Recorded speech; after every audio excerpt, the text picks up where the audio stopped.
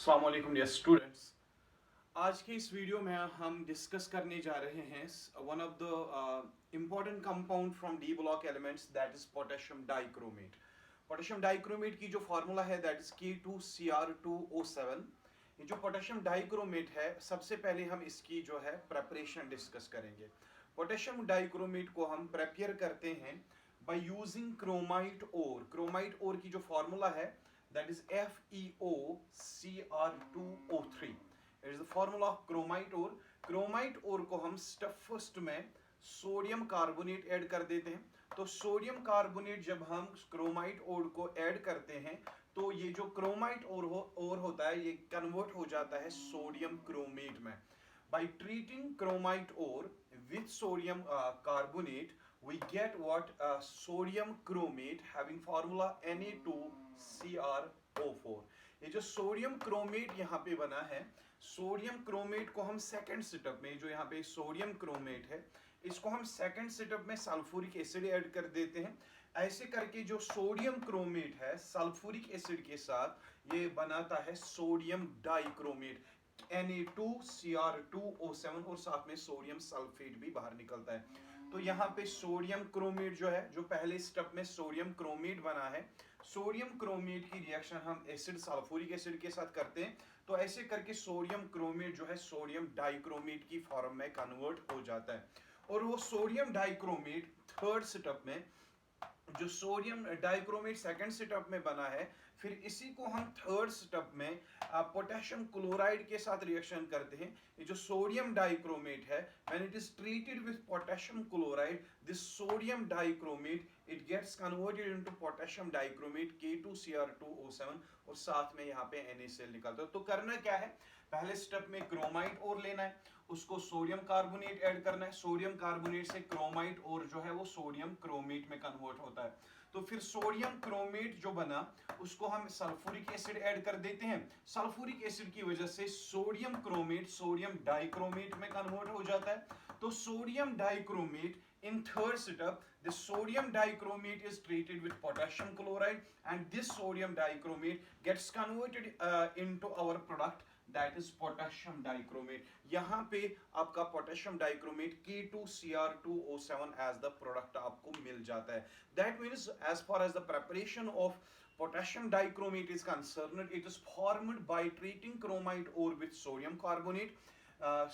Thus in first step we get what sodium chromate, and in second step sodium chromate is treated with sulfuric acid, it gets converted into sodium dichromate, and in the last step sodium dichromate is treated with potassium chloride, as such this sodium dichromate is converted into potassium dichromate। तो ये complete हो गई preparation of potassium dichromate, जिसकी जो formula है K2Cr2O7।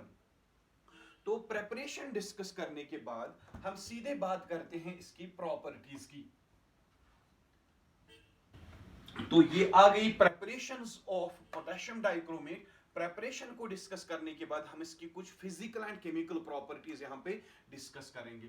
तो सबसे पहली जो प्रॉपर्टी मैं यहां पे बोलूंगा पोटेशियम डाइक्रोमेट के बारे में, इट्स क्रिस्टल्स, जो इसके क्रिस्टल्स होते हैं, crystals of K2Cr2O7, potassium dichromate के जो क्रिस्टल्स होते हैं, they are orange red in colour. उनका जो कलर होता है वो ऑरेंज रेड कलर के क्रिस्टल्स होते हैं पोटेशियम डाइक्रोमेट के। और सेकंड जो इस पोटेशियम डाइक्रोमेट जो है, इसका ये जो पोटेशियम डाइक्रोमेट के क्रिस्टल्स है, इनका जो मेल्टिंग पॉइंट होता है दैट इज 669 to 671 केल्विन। इस रेंज में इसका मेल्टिंग पॉइंट होता है। तो आखिर में थर्ड प्रॉपर्टी यहां पे मैं बता देता हूं, फिजिकल प्रॉपर्टी, इट इज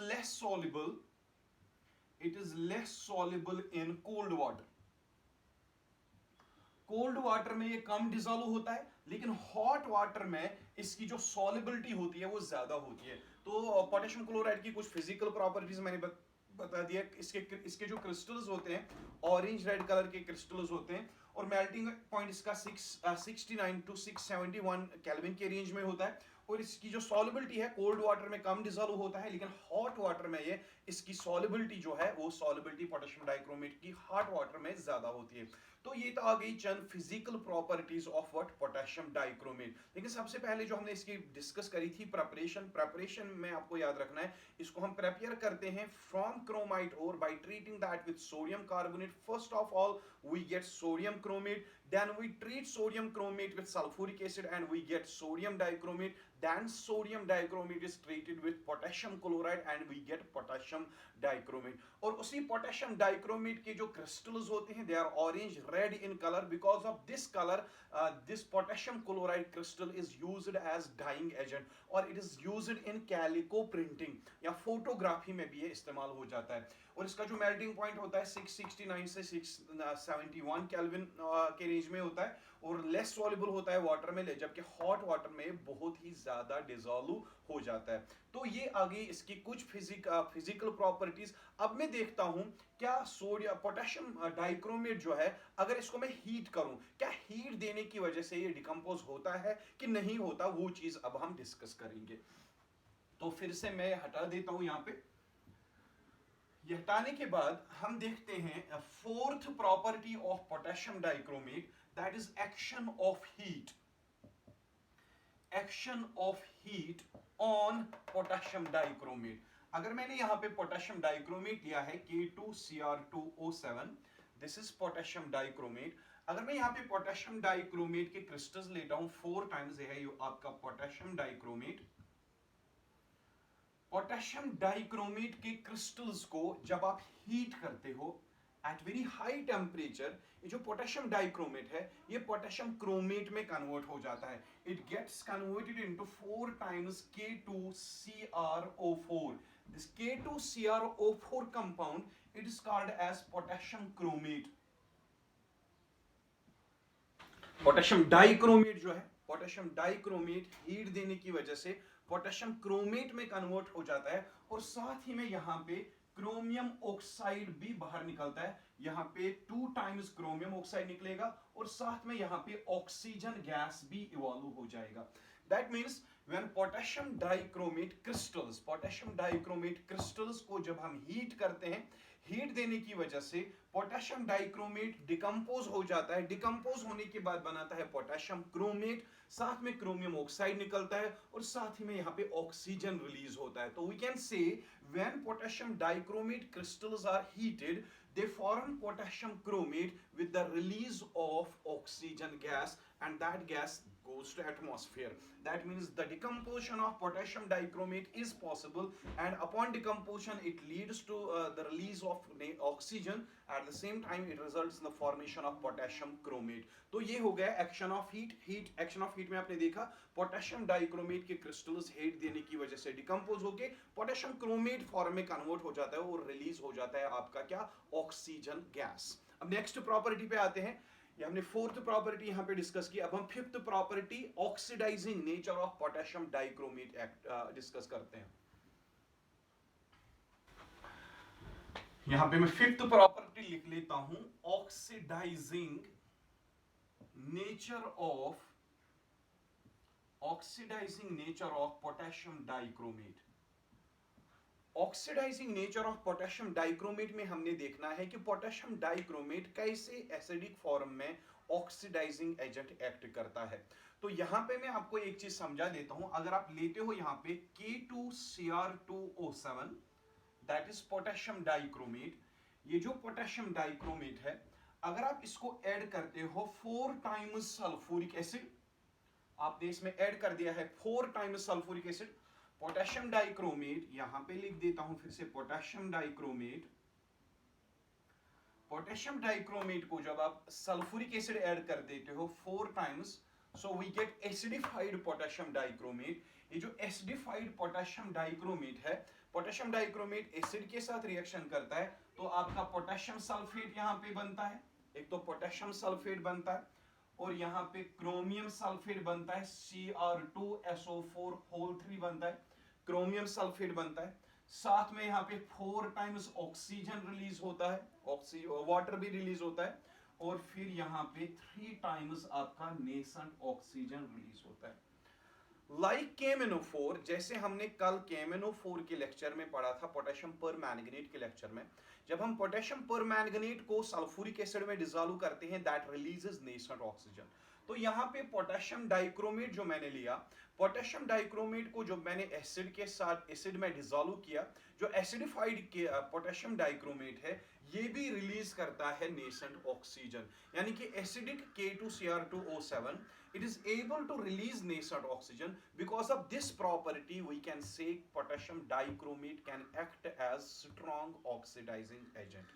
तो यहाँ मैं ऐसे भी सिखा सकता हूं, मैं यहाँ पे रब कर देता हूं ये सारा, आप देख लीजिए।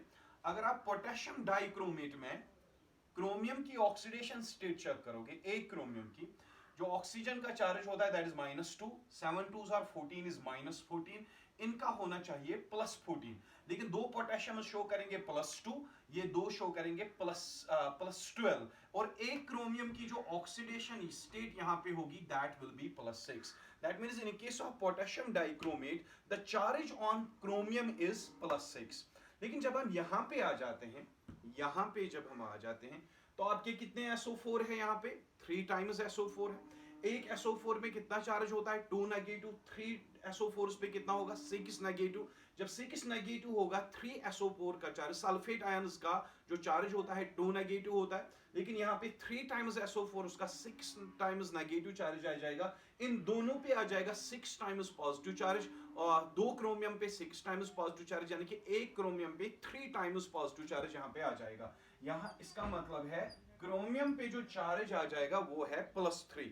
That means when potassium dichromate is dissolved in acid, the chromium of potassium dichromate it undergoes change in oxidation state। आप देख लीजिए, पहले जो क्रोमियम का ऑक्सीडेशन स्टेट है पोटेशियम डाइक्रोमेट में वो +6 है, लेकिन फिर जब हम इसको एसिड में डिसॉल्व करते हैं, इसी क्रोमियम की ऑक्सीडेशन स्टेट चेंज हो जाती है फ्रॉम +6 टू +3।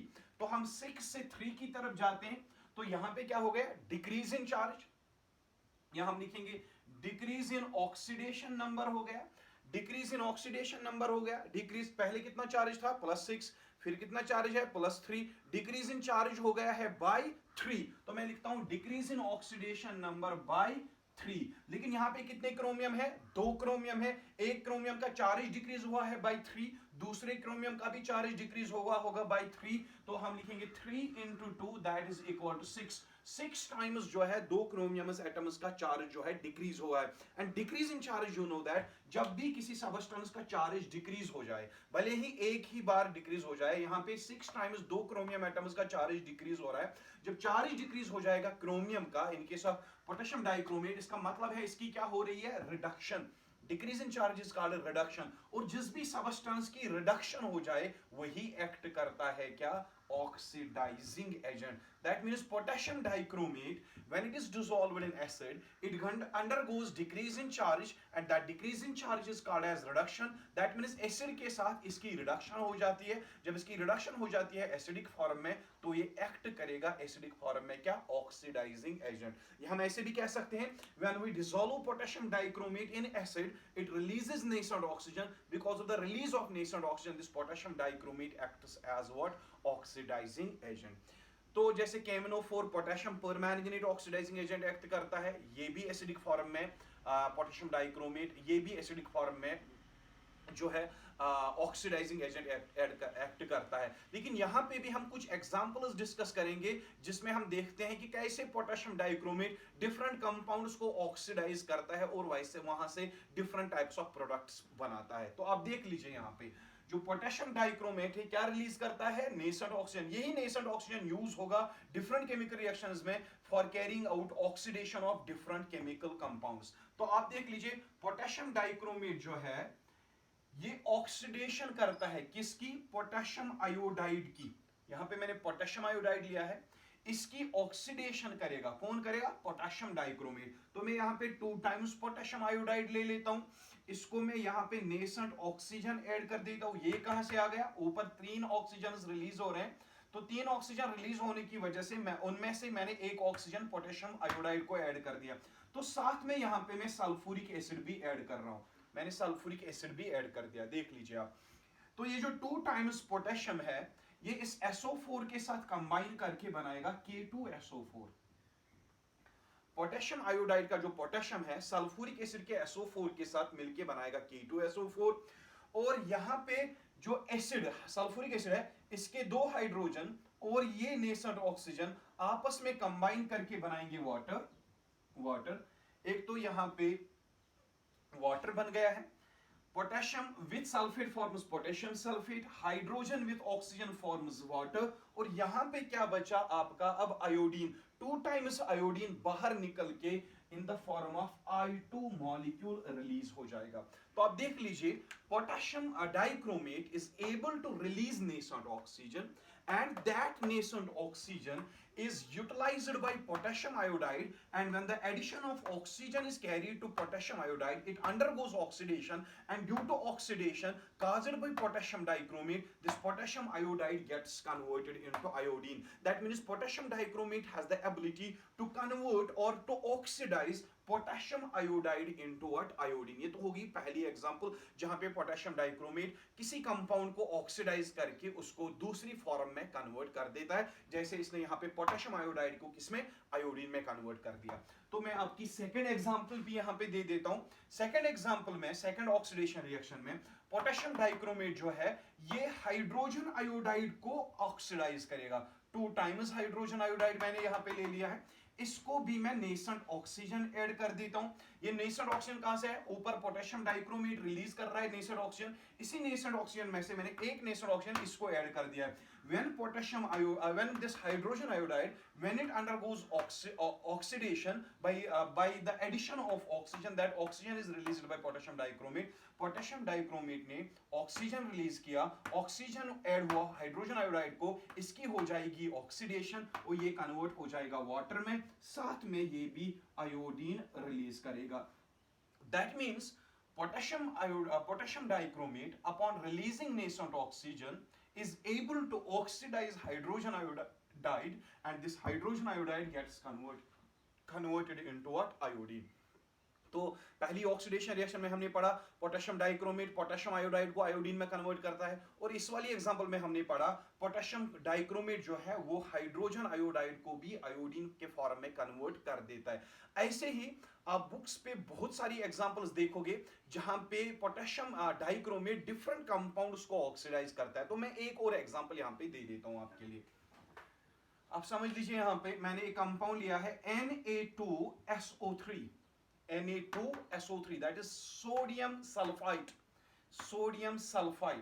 इसको मैं ऑक्सीजन ऐड कर देता हूं। वो ऑक्सीजन कहां से आया, वंस अगेन पोटेशियम डाइक्रोमेट से जो नेसेंट ऑक्सीजन निकला है उसी में से एक ऑक्सीजन मैंने इसको ऐड कर दिया है। तो ये जो सोडियम सल्फाइड है it gets converted into sodium sulphate undergoes oxidation, it gets converted into sodium sulfate। लेकिन जो इसकी ऑक्सीडेशन हो जाती है सोडियम सल्फाइड की वो कब होती है, नेसेंट ऑक्सीजन एटम ऐड होने की वजह से। लेकिन ये नेसेंट ऑक्सीजन कौन रिलीज करता है, potassium dichromate. That means acidic potassium dichromate upon releasing nascent oxygen, that nascent oxygen causes oxidation of sodium sulfide, thereby converts the sodium sulfide into sodium sulfate। तो ऐसे हम कह सकते हैं ये जो एसिडिफाइड पोटेशियम डाइक्रोमेट है ये सोडियम सल्फाइड को सोडियम सल्फेट में कन्वर्ट करता है। ऐसे ही ये फेरस सल्फेट को फेरिक सल्फेट में कन्वर्ट करता है। ऐसे ही एसिडिफाइड पोटेशियम डाइक्रोमेट अल्कोहल उसको एल्डिहाइड्स में कन्वर्ट करता है।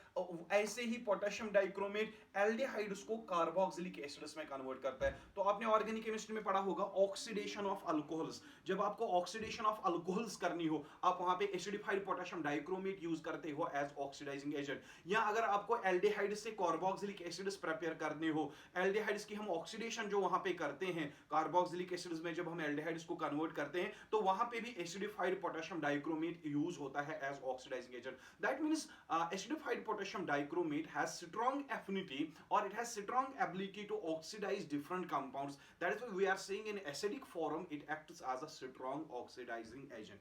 तो ये आ गई इसकी ऑक्सीडाइजिंग प्रॉपर्टीज। तो ऑक्सीडाइजिंग प्रॉपर्टीज डिस्कस करने के बाद हम थोड़ा सा पोटेशियम डाइक्रोमेट और पोटेशियम क्रोमेट के स्ट्रक्चर्स के बारे में बात करते हैं। तो ये मैं रद्द कर देता हूं यहां पर।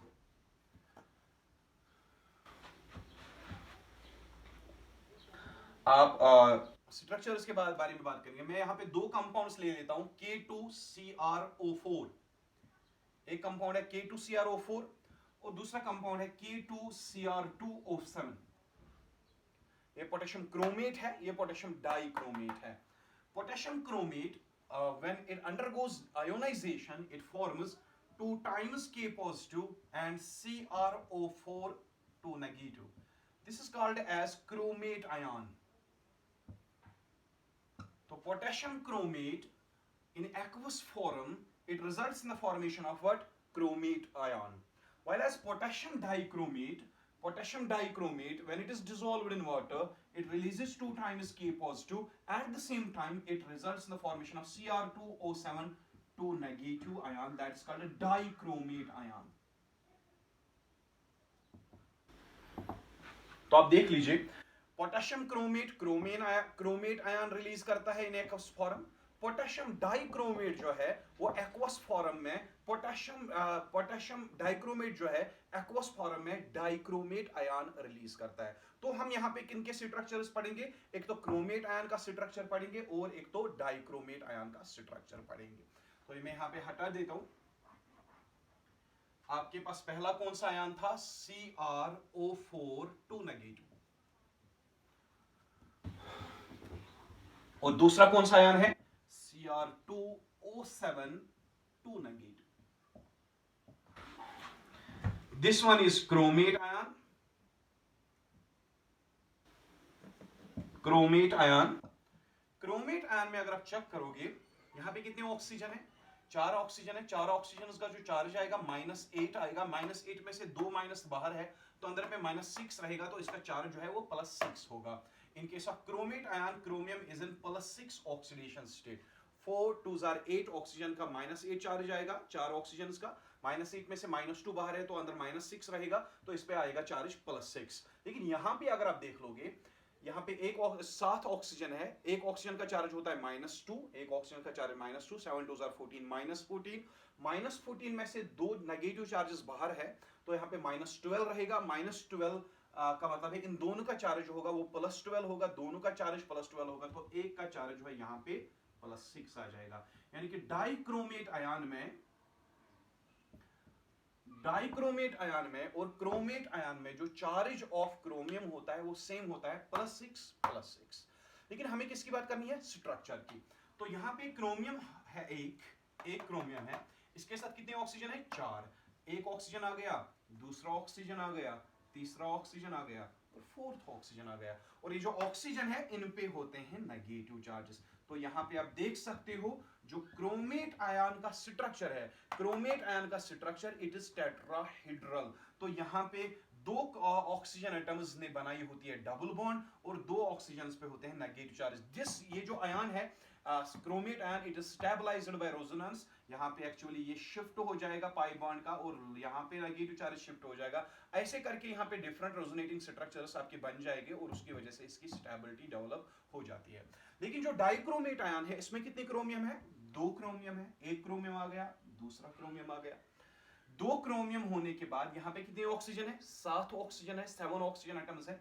तो एक ऑक्सीजन इनको कॉमनली लिंक करता है आपस में। In case of dichromate ion, 2 chromium atoms are linked by 1 common oxygen atom. इसके अलावा यहाँ पे भी ऑक्सीजन होगा, यहाँ पे भी ऑक्सीजन होगा, यहाँ पे भी ऑक्सीजन को नेगेटिव चार्ज होगी, यहाँ पे भी ऑक्सीजन को नेगेटिव चार्ज होगी। इसके अलावा यहाँ पे भी ऑक्सीजन होगा, यहाँ पे भी ऑक्सीजन होगा। दैट मीन्स ये जो स्ट्रक्चर यहाँ पे बना है, इन case of dichromate ion, in case of chromate ion, we are only having 1 tetrahedral unit of CrO4 2 negative. But in case of dichromate ion, we are having 2 tetrahedral units of CrO4. But the 2 chromium atoms share a common oxygen atom. यहाँ पे 2 chromate ion जो है, यहाँ पे 2 tetrahedral units join होते हैं by common oxygen. लेकिन chromate ion में एक ही क्रोमियम होता है तो एक ही टेट्राहेड्रल यूनिट यहाँ पे होगा। लेकिन पोटेशियम डाइक्रोमेट, इसमें डाइक्रोमेट आयन में 2 टेट्राहेड्रल यूनिट्स आपस में लिंक हुए होते हैं। इसके अलावा इसमें भी रेजोनेंस की पॉसिबिलिटी है और रेजोनेंस की पॉसिबिलिटी होने की वजह से ये जो आयन होगा स्टेबल होगा। और वंस अगेन यहाँ पे और एक चीज यहाँ पे आपको याद रखनी है, जो क्रोमियम है, क्रोमियम की ऑक्सीडेशन स्टेट क्या है यहाँ पे +6। तो मैं रब कर देता हूं पहले। In both these chromate ion and dichromate ion, the oxidation state of chromium is +6। तो सबसे पहले मैं देखता हूं क्रोमियम की जो ऑक्सीडेशन स्टेट है वो है +6। लेकिन आप क्रोमियम की इलेक्ट्रॉनिक कॉन्फ़िगरेशन लिख लो। क्रोमियम का एटॉमिक नंबर क्या है 24। इलेक्ट्रॉनिक कॉन्फ़िगरेशन में अर्गान के 18 इलेक्ट्रॉन्स आएंगे। अर्गान के 18 3D में आएगा 5 इलेक्ट्रॉन्स, 4s में आएगा 1 इलेक्ट्रॉन। तो अर्गान को छोड़ के इसकी आउटर इलेक्ट्रॉनिक कॉन्फ़िगरेशन क्या है 3d5 4s1। और यहाँ चार्ज क्या शो कर रहा है +6 चार्ज शो करने की वजह से ये 4s का एक इलेक्ट्रॉन भी लॉस करेगा, 3d के सारे इलेक्ट्रॉन्स लॉस करेगा। यानी कि chromium in 6 positive oxidation state it does not have any electron in d orbital. यानी कि d ऑर्बिटल में क्रोमियम में in case of potassium dichromate और in case of potassium dichromate chromium is in +6 oxidation state, that means इसने 6 electron loss किए हैं। तो 6 electron loss करने की वजह से इसके d ऑर्बिटल में, क्रोमियम के d ऑर्बिटल में कोई भी इलेक्ट्रॉन नहीं रहता। जब इसमें कोई इलेक्ट्रॉन नहीं रहता तो d0 सिस्टम आ गया। d0 सिस्टम जो है dd ट्रांजिशन शो नहीं करता है।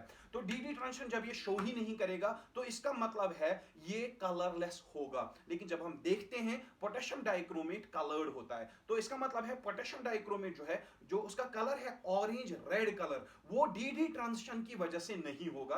वो वंस अगेन जो पोटेशियम डाइक्रोमेट का जो कलर होता है that is due to the occurrence of ligand metal charge transfer spectra. ये आप ऐसे ही याद रखो, ये बहुत ही कॉम्प्लेक्स कंसेप्ट है, ऐसे में यहाँ पे जल्दी मैं इसको एक्सप्लेन नहीं कर सकता।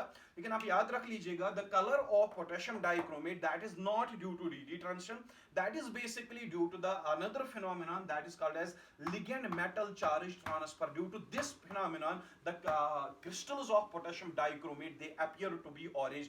dd ट्रांजिशन की वजह से इसका कलर बिल्कुल भी नहीं होता है। वो कलर जो इसका होता है ऑरेंज रेड कलर, वो होता है ligand metal charge transfer process की वजह से। अब हम डिस्कस करते हैं लास्ट में यूजेस ऑफ पोटेशियम डाइक्रोमेट। तो यूजेस में आपको ऐसे ही बता देता हूं। जो पहला यूज है इसका जो कलर होता है वो ऑरेंज रेड कलर होता है, उसकी वजह से ये फोटोग्राफी में यूज होता है। सेकंड यूज जो होता है ये डाइंग में भी यूज इस्तेमाल होता है और कैलिको प्रिंटिंग में भी ये यूज होता है because of its orange red colour. तो सेकंड प्रॉपर्टी जो है इसकी, जब इसको हम एसिड के साथ मिक्स करते हैं it is used for washing glassware, यानी कि क्लीनिंग एजेंट के तौर पे यूज होता है। When it is mixed with acid sulphuric acid then it can be used as cleaning agent and it is specially used for washing glassware. और ये chrome alum या पोटेशियम एलम बनाने के काम में भी इस्तेमाल होता है। क्रोम एलम की जो फार्मूला है PbCrO4, यहां पे मैं लिख देता हूं PbCrO4। This compound is called chrome alum। ये जो क्रोम अलम है या पोटेशियम अलम या क्रोम अलम इसको हम कहते हैं। ये जो ये अलम है ये हम बनाते हैं लेबोरेटरी में और इंडस्ट्री में। ये बनाने के लिए भी हम पोटेशियम डाइक्रोमेट का इस्तेमाल कर देते हैं। तो दीज वर फ्यू यूजेस। इसके अलावा आप ये भी लिख सकते हो कि ये ऑर्गेनिक केमिस्ट्री में या लेबोरेटरी और इंडस्ट्री में एज ऑक्सीडाइजिंग एजेंट के तौर पे भी यूज होता है। So this was all about the preparation, properties, structure and uses of potassium dichromate। और इसी लेक्चर के साथ ही आपका जो D and F block unit था उसमें हमने D ब्लॉक वाला पोर्शन जो है वो कंप्लीट किया है। अगर कोई भी क्वेश्चन इस पोर्शन के रिलेटेड आपके पास हो आप वो अच्छे से पूछ सकते हो। तो इंशाल्लाह from tomorrow we will be taking F block elements. हम F ब्लॉक एलिमेंट के पोर्शन को डिस्कस करेंगे। F ब्लॉक एलिमेंट्स में से जो मेजॉरिटी एलिमेंट्स होते हैं लैंथेनाइड्स और एक्टिनाइड्स जो होते हैं वो यूजुअली मेजॉरिटी एलिमेंट्स उनमें से रेडियो एक्टिव होते हैं, तो उनकी ज्यादा प्रॉपर्टीज हमें वहां पे डिस्कस नहीं करनी है। लेकिन सबसे इंपॉर्टेंट पॉइंट सबसे इंपॉर्टेंट कंसेप्ट जो F ब्लॉक एलिमेंट्स में हमें डिस्कस करना है वो डिस्कस करना है लैंथेनाइड कंट्रैक्शन।